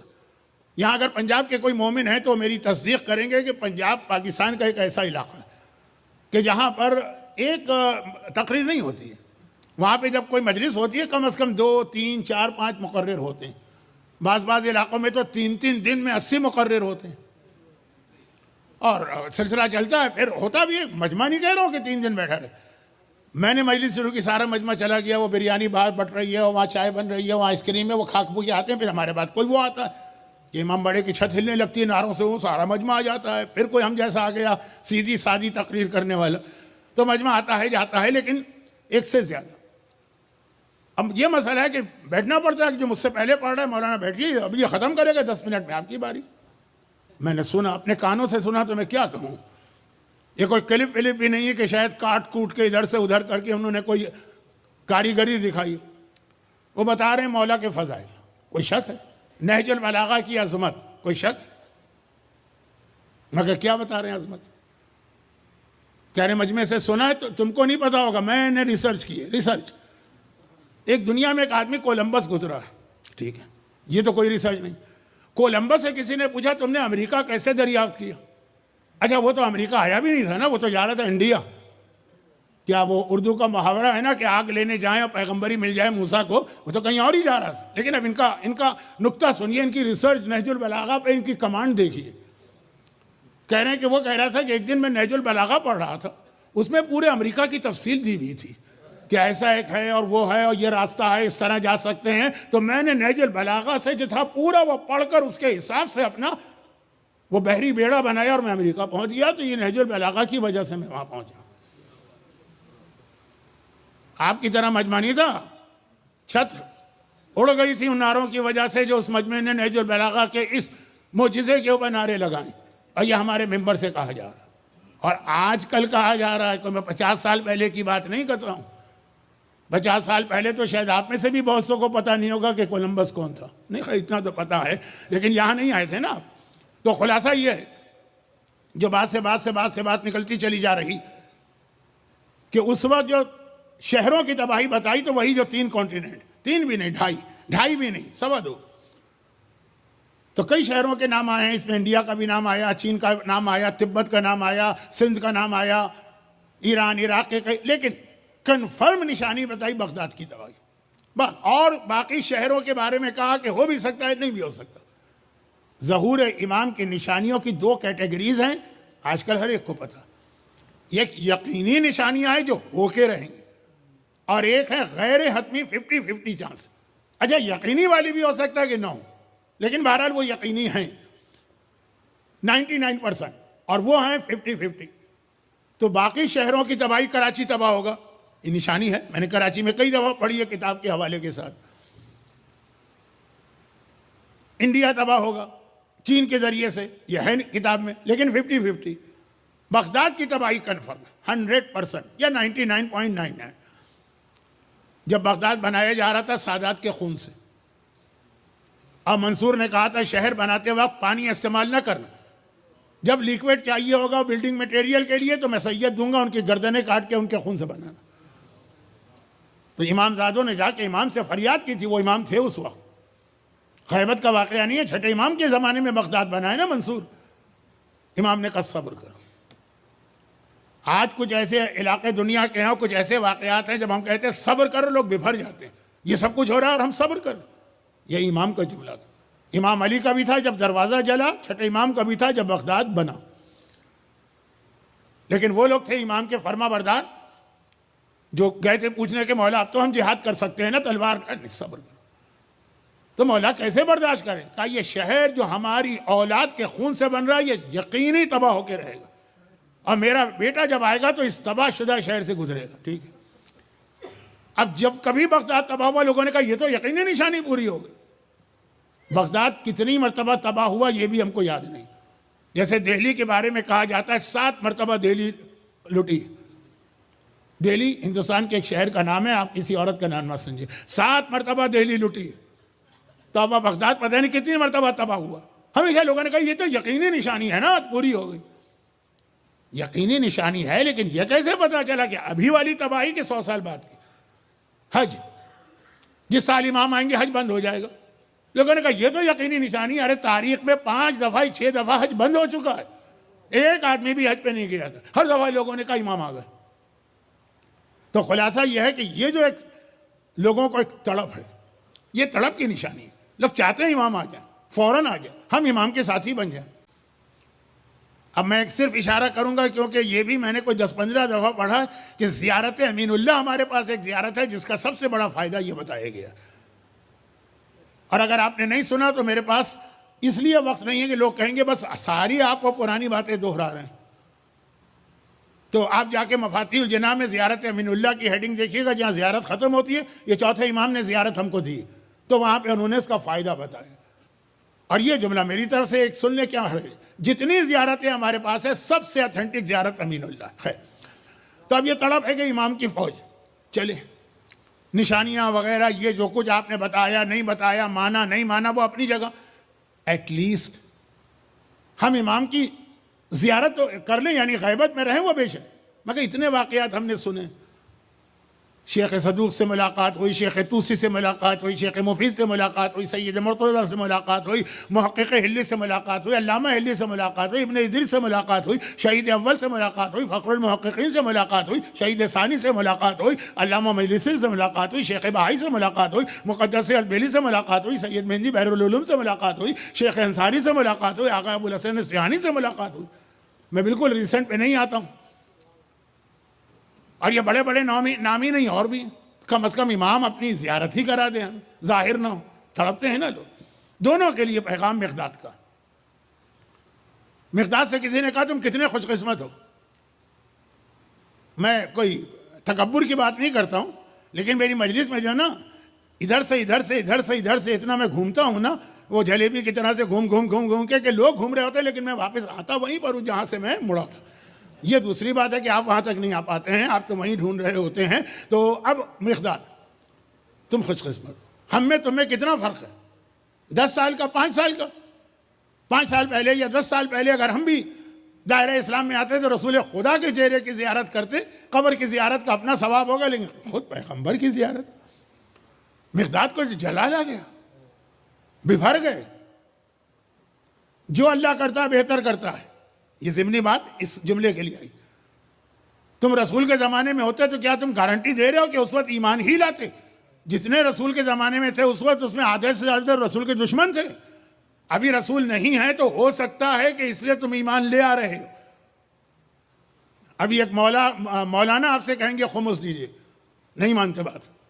ان کو نئی گاڑی خریدنا ہوگی, رولز رائز یا کوئی کون سی ٹیسلا ویسلا آج کل آتی ہے نا, تو انہوں نے خمس کا ایک شوشہ چھوڑ دیا. ابھی آج کل کوئی عالم آپ سے کہے گا کہ حجاب کرائیے.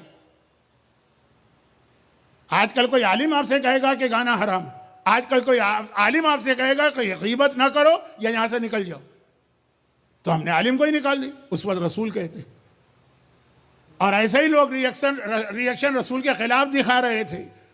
تو کیا یقین سے کہہ سکتے ہو کہ اگر رسول کے زمانے میں ہوتے اور رسول کی زیارت کرتے تو رسول کے کیمپ میں ہوتے کہ رسول کے اینٹی کیمپ میں ہوتے؟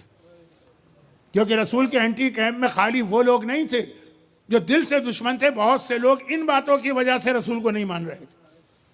کیونکہ جب آدمی ضد پر آ جائے تو کائنات کے عظیم ترین انسان کو بھی ایسے ہی جواب دیتا جیسے آج کل لوگ علماء کو دیتے ہیں. حسن بصری کا واقعہ یاد ہے نا, چھوٹا سا واقعہ. بہت مسلمان احترام کرتے ہیں, یہ ہیں وہ ہیں وہ ہیں, وہ سب باتیں چھوڑی.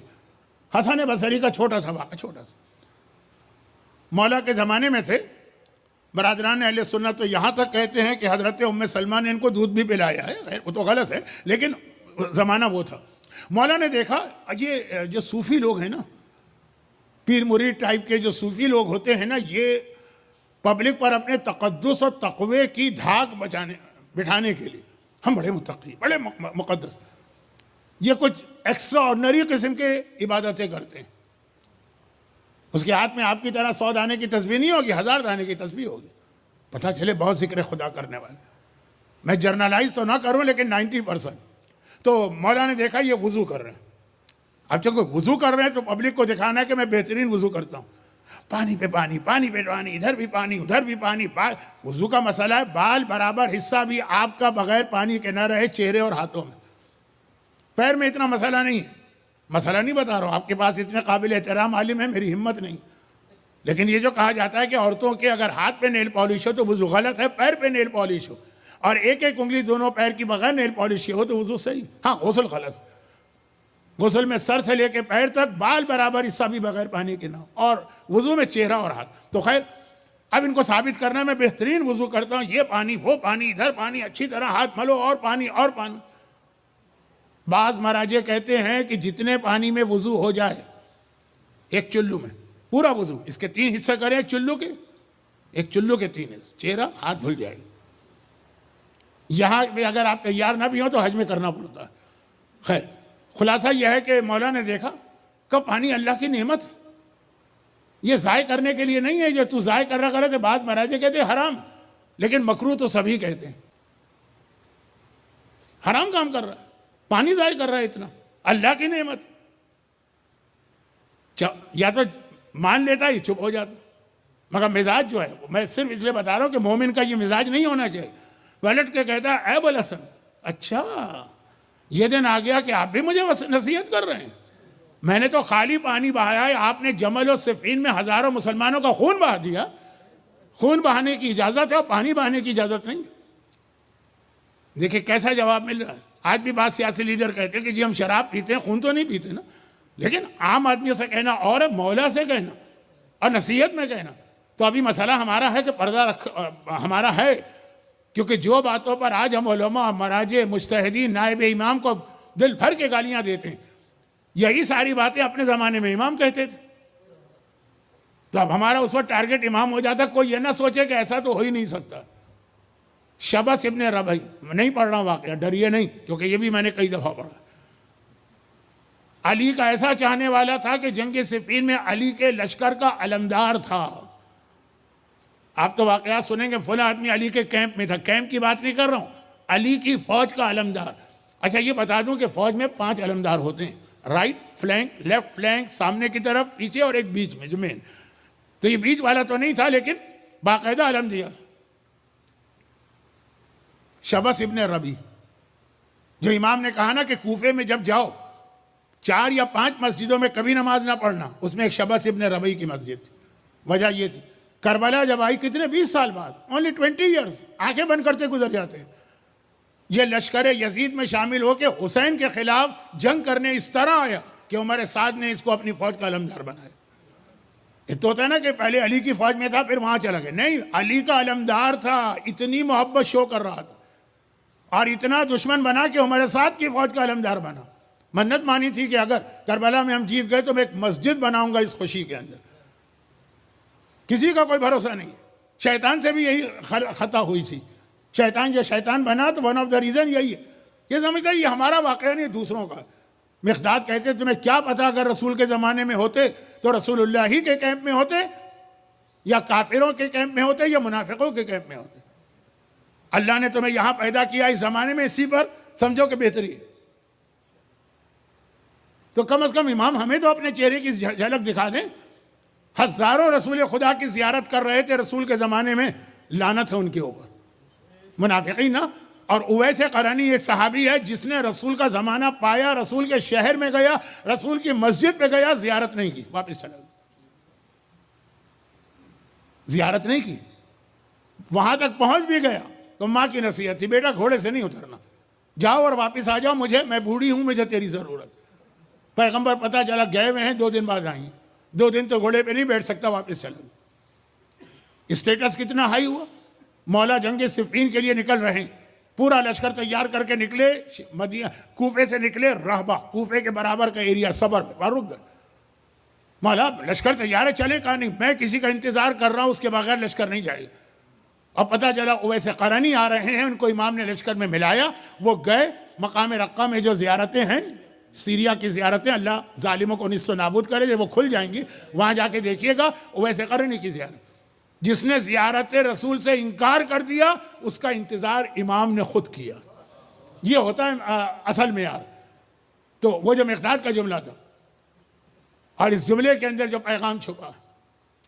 9 ربیع الاول قریب ہے، میں نے پوری آج کی مجلس 9 ربیع الاول پہ پڑھ دی، جو مجھے نہیں پڑھنا چاہیے تھی، لیکن بات سے بات نکلی کہ اگر امام ابھی نہیں آ رہے ہیں یا ہم ان کی زیارت نہیں کر پا رہے ہیں، بھروسہ کریں اسی میں ہمارا فائدہ. دیر سے بھی آئیں گے تو فائدہ. یہی جملہ شیخ بہبہانی آیت اللہ بیبانی، کتنا بڑا نام لیا ہے میں نے. آج مرجعیت کی ساری بنیادوں کو مستحکم کرنے میں آیت اللہ بیبانی کا نام لیا ہے میں نے. کیا نام ہے یہ؟ یہی جملہ انہوں نے پڑھا تھا کربلا میں، ٹانگ پکڑ کے ان کو ممبر سے اتارا گیا تھا، اور جس مسلح پہ نماز پڑھا رہے تھے اس مسلح کو اٹھا کے باہر پھینکا گیا تھا، ممبر کو پانی سے پاک کیا گیا تھا. یہاں بھی تو نہیں پاک کریں گے آپ لوگ؟ نہیں، ہاں سارے مخلص لوگ آ جائیں. ویک ڈے کے درمیان اگر جو لگا رہے ہیں مجھے سننے کے لیے، وہ سارے مخلص، پوری مسجد پاک کرے گئی. یہ جملہ صرف کہا تھا کہ امام نہیں آ رہے ہیں تو سمجھے اس میں بہتری ہے نہ آنے میں، ڈیلے میں بہتری. یہ یقین انسان کرے تو پھر چلے واپس آئیے اصل موضوع پر. رسول قرآن نے کہا کہ جو وہ کہہ دے، سر جھکا کے مانو اور دل میں ذرا سی تنگی بھی پیدا نہ ہو. اب ایک آخری جملہ کہہ دوں، یہ آگے مجلس نہیں پڑھ رہا ہوں، وقت ہو گیا، پورا ٹائم ہو گیا. انتظامیہ بھی یہ کہہ کے پچھتا رہی ہوگی کہ مولانا آپ اپنے ٹائم کے حساب سے پڑھیے گا. انہیں کیا پتا تھا کہ مولانا ایسا چمٹ جائیں گے. لیکن بس یہ آخری جملہ، ایک جملہ خیبر کے یہودی جو تھے نا، ان سے زیادہ رسول خدا کے استقبال کے لیے اور خوش آمدید کہنے کے لیے کوئی تیار نہیں تھا. بہترین گروہ تھا رسول کا، اور وہی رسول کے کتنے خلاف ہوئے. ٹیکنیکل مسٹیک کہیں ہوئی ہے، یہ نہ ہونے پائے. یہ کیوں ہوتا ہے؟ یہ سیرت رسول کا حصہ ہے، یہ امام زمانہ کا حصہ نہیں کہ رسول کا انتظار کرنے والے کیوں خلاف ہو. اور یہ خالی تاریخ نہیں ہے، سورہ بقرہ کی آیت 89 بھی ہے. من قبل یستفتحون علی الذین کفروا فلما جاءہم ما عرفوا کفروا بہ فلعنۃ اللہ علی الکافرین. اے رسول تمہارے آنے سے پہلے تمہارا انتظار کر رہے ہیں اور تمہارے آنے کے بعد انکار کر رہے ہیں، ان پہ لعنت. تو کیوں ایسا ہوتا ہے؟ سیرت رسول سے ہم دیکھیں گے. لیکن اسی سے آپ اندازہ کر لیں کہ جو رسول کے زمانے میں تھے، اور منافقین کو چھوڑ دیجئے، مخلص لوگ بھی تھے، جن میں 12 کے نام تو کتاب خصال میں ہیں، انگلش میں بھی ہے، اردو میں بھی ہے عربی میں. جا کے پڑھ لیجئے گا 12 کے چیپٹر میں کس طرح جا کے انہوں نے حاکم سے آرگومنٹ کیا تھا. علی کا حق، علی خاموش ہیں، 12 بولے. اور کس طرح بولے؟ پیغمبر کے زمانے کی اپنی سروسز گنا کے بولے. پڑھنے والے ہیں وہ 12 کے آرگومنٹ، 12 میں کم از کم 6 کے جو بہت زبردست آرگومنٹ. لیکن اس کے علاوہ ایک تیسرا گروپ بھی تھا. ایک وہ تھا جو جہاد کرنے کو تیار ہے علی کے حق میں، ایک وہ تھا کہ جو منافق انتظار تھے موقع میں، اور ایک وہ تھا جو سائلنٹ میجورٹی. یہ سب رسول کی زیارت کیے ہوئے، سب رسول سے اسلام سیکھے ہوئے، مگر اندازہ کریں کیا حالت تھی. رسول کی بیٹی کا گھر جل گیا، خاموش بیٹھے. اس سے بڑا ظلم ہو سکتا ہے؟ علماء ایک جملہ لکھتے ہیں نا، بالکل صحیح بھی ہے. کربلا نہ ہوتی اگر مدینے کے اندر یہ مظالم نہ ہوتے، یعنی مظالم جو ہو رہے تھے اگر اس وقت روکنے والے کھڑے ہو جاتے. میں نے پہلے 2 گروہوں کی بات نہیں کی ہے، تیسرے کی بات کر رہا ہوں، جو سب رسول کی زیارت کیے ہوئے ہیں اور رسول کے ہاتھ اسلام قبول کیے ہوئے. وہ بعد کے زمانے میں ان کی یہ حالت. دیکھیے اگر کربلا میں ایک گھر نہ جلتا نا، اگر مدینے میں ایک گھر نہ جلتا نا، تو کربلا میں وہ 18 خیمے نہ جلتے. مدینے میں اگر علی کے گلے میں رسی نہ باندھی جاتی نا، تو کربلا کی یہ بیویاں اور بچے ایک ہی رسی میں سب کو باندھ کے شام نہ لے جائے جاتے. مدینے میں اگر پہلو زہرا پہ ایک کوڑا نہ پڑتا نا، تو کربلا سے کوفہ و شام حسین کے بچی اور بچیاں کوڑے کھاتے ہوئے نہ جاتے. اور مدینے میں اگر محسن شہید نہ ہوتا نا، تو کربلا میں ننھا علی اصغر شہید نہ ہوتا. کربلا ایک قسم کا نیکسٹ سٹیپ یا انلارجمنٹ تھا مدینے کا. یہاں جو ظلم ہوا، جب دیکھا گیا کہ مسلمان اتنے بے حس ہیں کہ سب اپنی آنکھوں سے دیکھ رہے ہیں، جو کسی کافر کے ساتھ بھی ہو تو لوگ کھڑے ہو جاتے ہیں کہ کیا ظلم کر رہے ہیں. اور مسلمان رسول کی بیٹی کے ساتھ یہ سارے ظلم برداشت کر رہے ہیں. محسن کی شہادت کی یہ تاریخ ہے، اور اسی کا اگلا مرحلہ اصغر کی شہادت ہے. اور یہ اب چلیں، جب اتنی بات امام زمانہ کی ہوئی تو مصائب کے 2 جملے بھی امام زمانہ کے حوالے سے پڑھ دوں.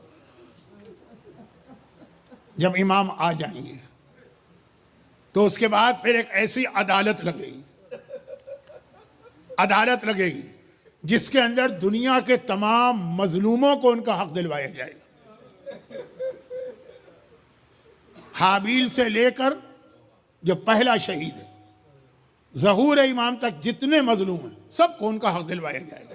مگر یہ حق امام زمانہ نہیں دلوائیں گے, یہ حق رسول خدا دلوائیں گے. امام زمانہ کا آنا, امام زمانہ کا آنا ہے 13 معصومین کی رجعت ہے. آنا الگ چیز ہوتی ہے, رجعت الگ چیز. آنے کو ظہور کہتے ہیں, رجعت الگ. زمانے کا امام ظاہر ہوگا, 13 معصومین کی رجعت ہوگی. سب سے آخری معصوم جو آئے گا وہ رسول خدا ہوں گے. اور آنے کے بعد پیغمبر اب عدالت لگائیں گے. کہاں پہ؟ خدا آپ کو لے بھی گیا ہے اور بار بار لے جائے. مسجد کوفہ میں آج بھی دکت القضا وہ جگہ جہاں مولا بیٹھ کر فیصلے کرتے تھے, رسول وہاں تشریف فرما ہوں گے. اور ایک اعلان کیا جائے گا کہ حابیل سے لے کے آج تک زندہ اور مردہ جس پر ظلم ہوا ہے وہ آئے اپنا ظلم بتائے. آج ظالم کو سزا ملے گی اسی دنیا میں. لا تحسبن اللہ غافلا عما یعمل الظالمون. اے ظالموں, اللہ کو غافل نہ سمجھنا, ایک دن آنے والا ہے اسی دنیا میں. اب روایت کے 2 جملے سن لیجئے اور یہ کافی ہے. کس چیز کے لیے کافی ہے؟ مومن کو رلانے کے لیے. اور وہ یہ کہ جب یہ اعلان ہوگا سب سے پہلے حابیل آئیں گے نا, پہلے شہید ہیں نہیں, سب سے پہلے حابیل نہیں آئیں گے. سب سے پہلے خدیجہ طاہرہ آئیں گی, ہماری اور آپ کی ماں. اور بڑی کمزور حالت میں لڑکھڑاتے ہوئے آئیں گے. وہ مظالم کی فریاد لے کے آ رہی ہیں نا. ایسے موقع پہ بیٹیاں ماں کا سہارا بنتی ہیں نا. چنانچہ شہزادی فاطمہ اپنی ماں خدیجہ کے ساتھ آ رہی. جب شہزادی فاطمہ باغ فدق کا کیس لے کر دربار خلافت میں گئی تھی تو زینب ماں کے ساتھ گئی تھی. بیٹی کی ایک ذمہ داری ہوتی ہے اور بیٹی کی محبت کا تقاضا ہے. فاطمہ بھی آئیں. خدیجہ طاہرہ جائیں گی رسول کے سامنے. پہلے تو 2-3 سوال کریں گی. یا رسول اللہ, کیا میں نے آپ سے وفاداری کا حق ادا کیا ہے؟ پیغمبر کی آنکھوں میں آنسو آ جائیں گے, خدیجہ تم سے بڑا وفادار کوئی نہیں ہے. یا رسول خدا, کیا میں نے اپنا مال خرچ کرنے میں کوئی کمی کی ہے؟ سارا مال قربان کر دیا تھا. یا رسول خدا, آپ پہ جتنے مظالم ہوتے رہے ان کو میں نے روکا کہ نہیں جو میری طاقت میں تھا؟ چلیں, رسول کی بات ختم. یا رسول اللہ, کیا میں نے امت کا حق ادا کرنے میں کوئی کوتاہی کی؟ ماں سے زیادہ ہم پر خدیجہ نے مہربانی کی ہے. رسول کہیں گے میری امت کبھی تیرا حق ادا نہیں کر سکتی. 4-5 سوال کریں گی, اپنی جانثاری, اپنا وفاداری, اپنی قربانی سب پیغمبر سے تصدیق کرائیں گی. اور پیغمبر آنکھوں میں آنسو لا کے کہیں گے خدیجہ یہ سوال کرنے کی ضرورت ہی نہیں ہے, تم نے تو حق وفا سے بڑھ کے ادا کیا. خدیجہ کہیں گی تو یا رسول اللہ, کیا اس کا یہ بدلہ مجھے امت سے ملنا چاہیے؟ اور یہ کہہ کر اپنی گود سے ابا ہٹائیں گی. ننھے محسن کا لاشا نانی کی گود میں ہوگا. نانی کی گود میں ننھے محسن کا لاشا ہوگا. یا رسول اللہ, یہ ہے میری وفاداری کا صلہ, یہ ہے میری قربانیوں کا نتیجہ. آپ تو کیا رو رہے ہیں جو امام کی محفل میں لوگ رونے لگے امام سے سنا تھا. مگر روتے روتے کسی نے ایک سوال کر لیا. فرزند رسول, آپ نے فرمایا کہ بیٹی بھی ماں کے ساتھ آئی فاطمہ, تو محسن کا لاشا تو فاطمہ کی گود میں ہونا چاہیے نا. ماں لے کر آئے کہ بابا یہ میرا بیٹا. امام فرماتے ہیں کہ فاطمہ کی گود خالی نہیں ہے. محسن کا لاشا نانی کیوں لائے گی؟ کیا فاطمہ نے ابا ہٹائی؟ ننھے علی اصغر کا ایک سرے سے دوسرے سرے تک گلا چھدا ہوا لاشا وہ فاطمہ کی گود میں ہے, اور کہتی ہیں بابا دیکھیں یہ صلہ اور انعام ملا ہے میری ماں کی قربانیوں کا. محسن کا لاشا نانی لائے گی, اصغر کا لاشا دادی لائے گی. اور خالی اس دنیا میں نہیں لائے گی. آخری جملے سن لیجئے, خالی اس دنیا میں نہیں, قیامت کا دن آ گیا, حساب و کتاب ہو رہا ہے, سارے انسان آئے, ایک مرتبہ اعلان ہوگا, اے میدان قیامت کے انسانوں اپنی آنکھیں بند کر لو, رسول کی بیٹی فاطمہ کی سواری آ رہی ہے. انبیاء, مرسلین, اولیاء, مقربین خدا تک کو حکم دی آنکھیں بند کر لو. تو آخر میں خدا کی طرف سے حکم, اے محمد, اے علی, تم نے آنکھیں بند نہیں کی ہے, تم بھی آنکھیں بند کرو. رسول کہیں گے خدا بندہ میری تو بیٹی آ رہی ہے. علی کہیں گے میری تو بیوی آ رہی ہے. شوہر اور بیوی باپ اور بیٹی وہ تو محرم ہے نا. کہا کہ اے رسول یہ محرم اور نامحرم کا مسئلہ نہیں ہے. جس حالت میں فاطمہ آ رہی ہے کوئی باپ اپنی بیٹی کی یہ حالت نہیں دیکھ سکتا. اور پھر فاطمہ آگے بڑھ کے عرش الہی پہ جا کے کہے گی خدا بندہ جتنے مصائب مجھ پر ہوئے اور میرے حسین پر ہوئے اس کے بدلے میں امت کی بخشش کروانے آئی ہوں. میرے حسین پہ گریہ کرنے والوں کو بخش دے. خدا کہے گا فاطمہ بخشش کروانے تو آئی ہو, کوئی سامان بخشش بھی لائی ہو؟ تو فاطمہ صرف دو چیزیں پیش کریں گی, ایک اصغر کا خون بھرا کرتا اور ایک عباس کے کٹے ہوئے بازو. خدا بندہ یہ میں سامان بخشش امت کے لیے لے کے آئی. الا ولعنت اللہ علی اعدائہم اجمعین.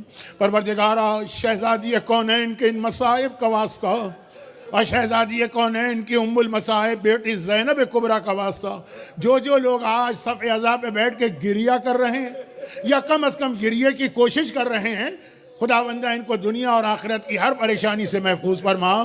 دنیا بھر کے مظلوم شیعان حیدر کرار اور عزاداران امام حسین کو ظالموں کے ارچھر سے بچا. خدا بندہ صف عزا پہ بیٹھنے والوں کی ساری حاجتیں پوری فرما. ہمارے مرحومین خصوصاً جو آج کے تبرک کے اسپانسر ہیں ان کے خاندان کے تمام مرحومین کی مغفرت فرما. اور خدا بندہ ہمارے بیماروں کو شفاء کاملہ عطا فرما.